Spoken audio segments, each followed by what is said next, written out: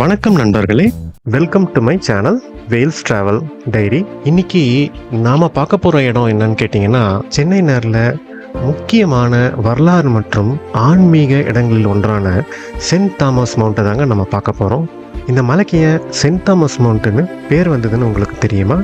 இது பின்னால் சுமார் 2000 ஆண்டுகள் பழமையான ஒரு வரலாறு இருக்குங்க. சென்ட் தாமஸ் அல்லது புனித தோமையர் இயேசு கிறிஸ்துவோட 12 சீடர்களில் ஒருவராக இவர் கருதப்படுறாருங்க. கிறிஸ்துவ மரபின்படி அவர் கிபி 52ஆம் ஆண்டு இந்தியாவிற்கு வந்திருக்காருங்க. முதல்ல கேரளாவில் மலபார் கடற்கரையில் இறங்கியிருக்காருங்க. பின்னால் பல இடங்களில் போதனை பண்ணியிருக்காருங்க.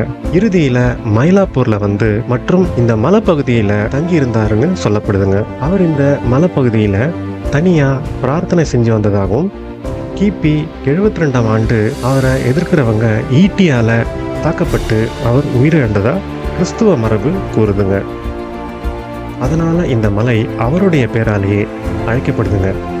இன்னைக்கு நாம் பார்க்குற தேவாலயம் போர்ச்சுகீசியர்களால் 1523ஆம் ஆண்டு கட்டப்பட்டதுங்க.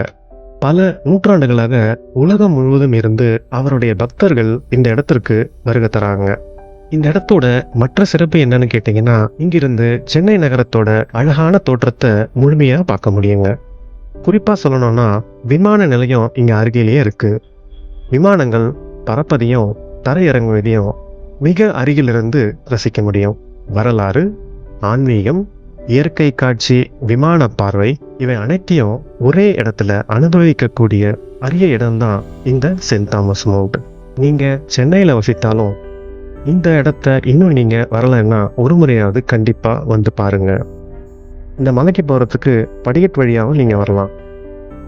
இதை பற்றி உங்களுக்கு ஏதாவது சந்தேகங்கள் இருந்தால் கமெண்ட் பண்ணுங்கள். இந்த வீடியோ உங்களுக்கு பிடிச்சிருந்தா லைக் பண்ணுங்கள், உங்கள் நண்பர்களுக்கு ஷேர் பண்ணுங்கள். அடுத்த வீடியோவில் நான் உங்களை சந்திக்கிறேன். நன்றி.